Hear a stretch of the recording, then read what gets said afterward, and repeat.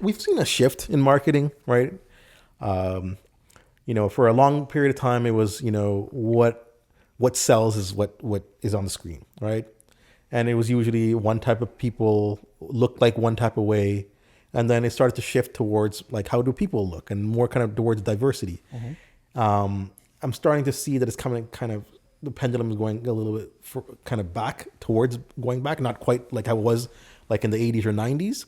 What do you guys think? Do you guys think marketing should be going after what sells, or should it be focused on inclusivity? So did the two have to be mutually exclusive? I mean, like, say your company has a very broad demographic. You obviously want your ads to be inclusive. So say it was a Victoria's Secrets, right?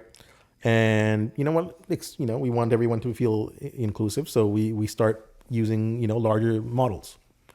But you realize it's not selling, mm-hmm. right? And so you go back to the good looking ones. Mm-hmm. But that's not how people look, right?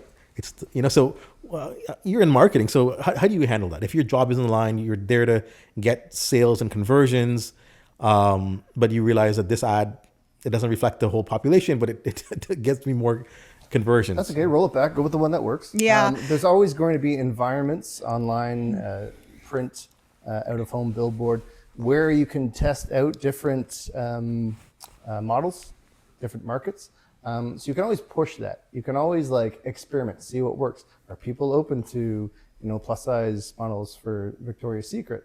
You can experiment. So it doesn't have to be either I go with, the baseline, or I shift entirely to inclusivity, right? It's not like one or the other. In that case, it's like, well, that's a pretty slam dunk situation. It's like, I go with what works.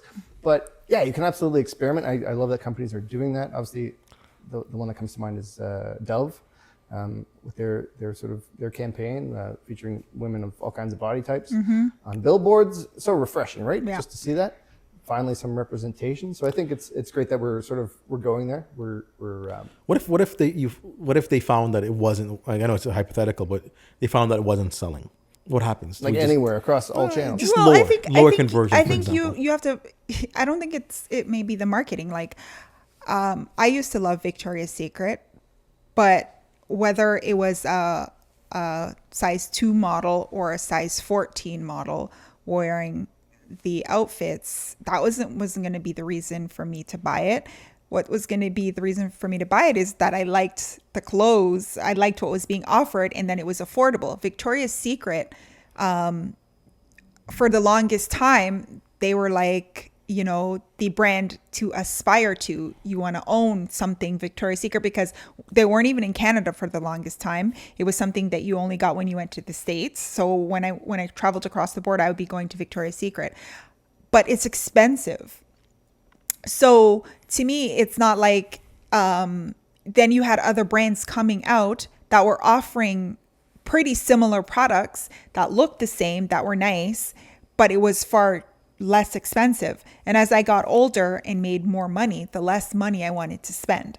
So I think the reason Victoria's Secret probably started losing their market share is that for the longest time, they had a monopoly on really nice like lingerie and whatever for women, and women, they changed.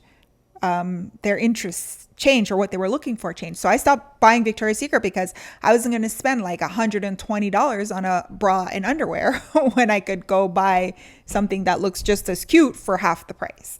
So I just think they didn't evolve. But funny you should say, like recently, I don't know if you heard this in just this weekend, the CEO of Lululemon said, well, we're not inclusive. Our brand isn't for everybody. I heard that, yeah. And he's getting a lot of crap. And will that stop me from buying Lululemon? No, because I've had Lululemon pieces that are 10 years old and they still look great. So I like the brand, and I like how I You think he did it for publicity?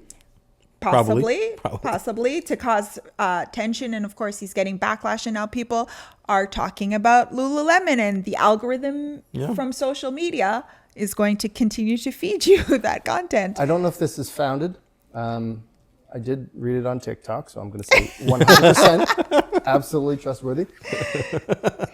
And I'd love to get your guys' opinions on this. I heard that the founder of Lululemon called it Lululemon because he thought it would be funny to hear Japanese people try to pronounce it.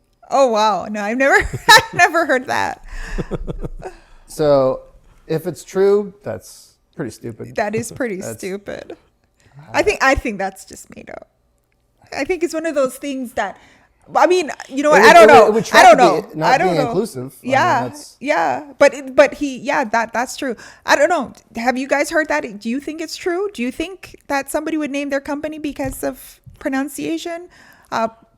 Comment and let us know. I don't know if that's true at all. I think that's something I made wouldn't up. buy that. But I'm sure that was like a nice consequence or a nice, side reason. But I don't think that was like, I'm going to spend billions of dollars or millions of dollars or thousands of dollars on a logo and building this company. So it's like I can have a chuckle with some Japanese people. How else do you come up with the name Lululemon?